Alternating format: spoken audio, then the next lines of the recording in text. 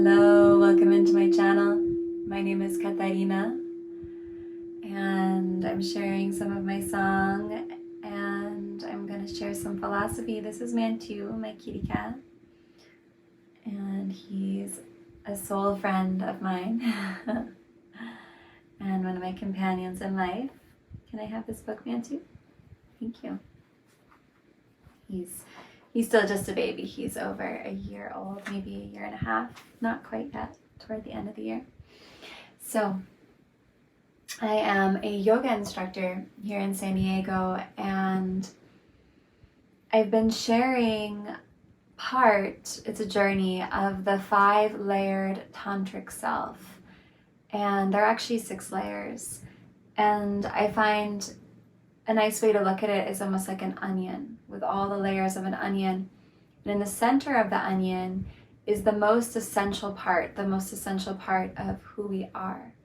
And then as we grow out from the center of the onion, we have the less essential layers. And when I started this journey, and it's taking me a while because I am diving deep into these layers and really understanding them on a different level. And the most outer layer is where we started, and that is Vastu, which is stuff. It's the material realm. It is this crystal bowl that's in front of me. It is my clothing, the car I own, my apartment, our possessions in this life. And suffering occurs when we identify too much with the items. We see it all the time. People identify with their fancy cars or their designer bags or these items in our life. And that's where suffering occurs.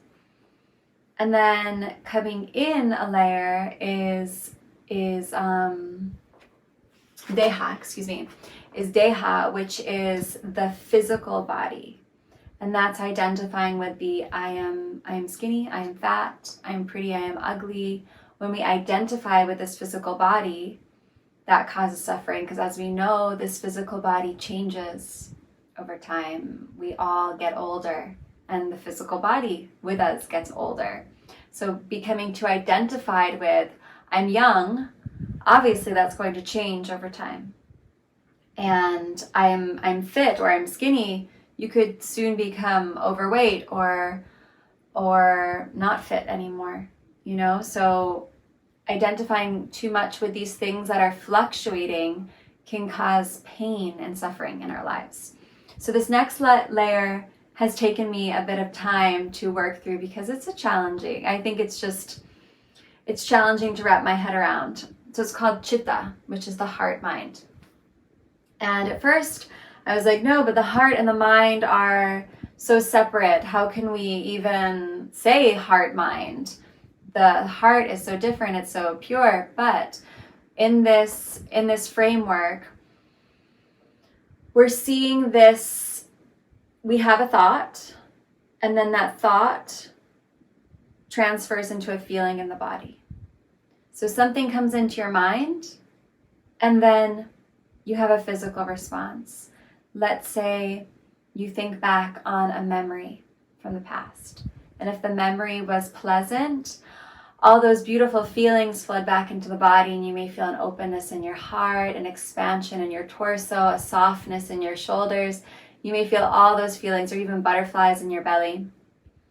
Or on the flip side, if you look back on an event that was triggering or trauma was wrapped up in that event, and we can get that sinking feeling, that heaviness in the abdomen. We can feel like, I can't breathe. I feel a tightness in my chest.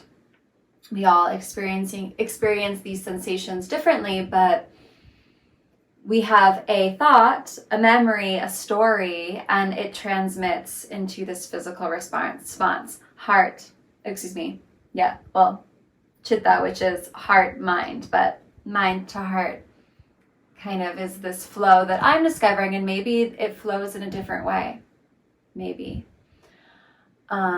And again, I've said this in other philosophy videos of mine, I am a student, I'm learning, so I am open to criticism or correction.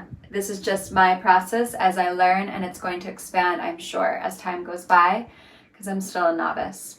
But I like to share these things because I think they're very fascinating, and it helps me learn as well. If I can teach, then I am expanding my own set of knowledge and sharing things that are useful for me, and maybe they're useful for you as well. And I shared this in my yoga class this morning, which is why I'm here sharing it again with the wider audience on YouTube. So I just got on a tangent a little bit, and here we come back to this heart-mind connection. So we have these stories, and they're called Vikalpas in Sanskrit. And the stories that we have in our mind are interesting stories. They're kind of fragmented. They're not totally true. They're based on past experiences linked with fear or hope.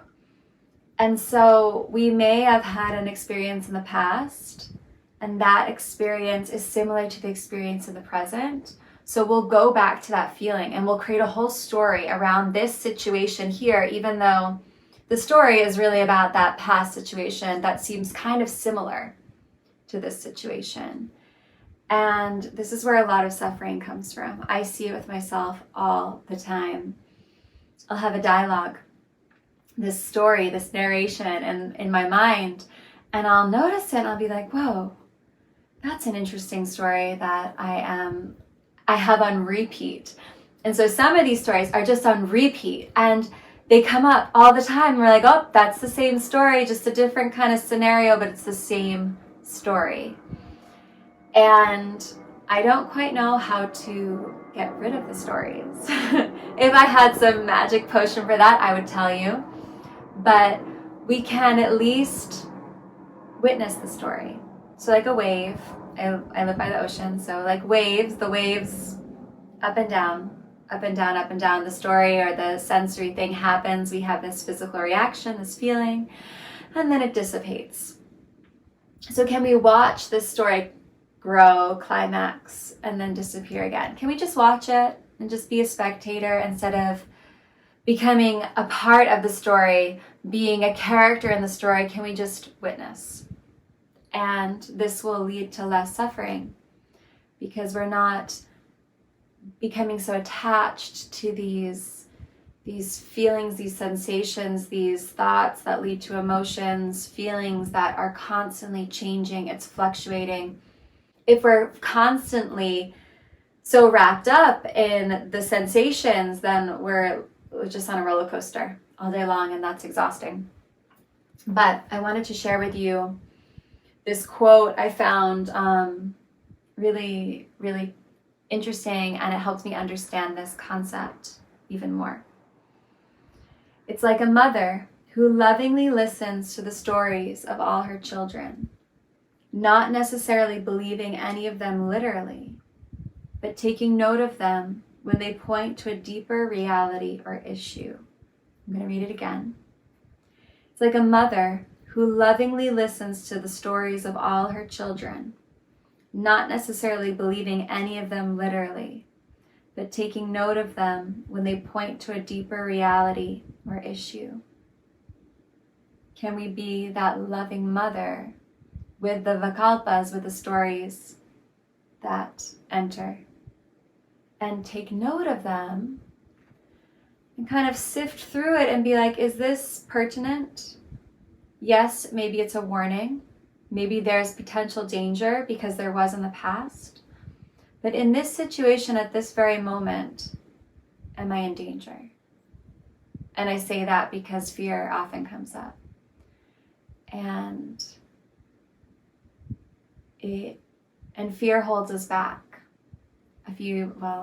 Over a decade ago, maybe a decade ago, one of the biggest lessons I learned as I was really starting on my spiritual path was act out of love, not out of fear. Act out of love, not out of fear. And how often do we act out of fear? It's almost sad how often we act out of fear.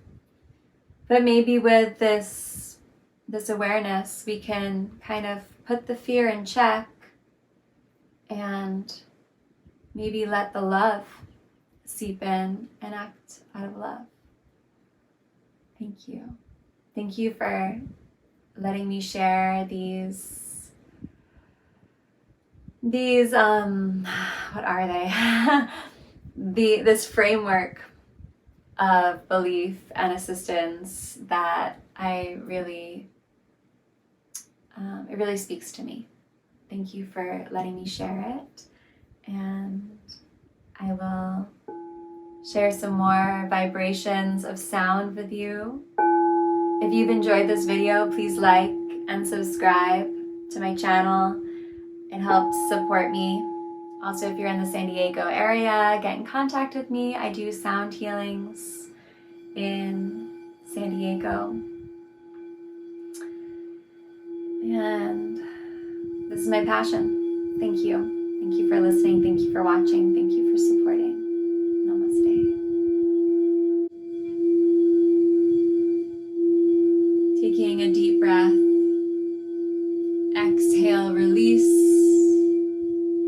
any of the tension that is stored in your body.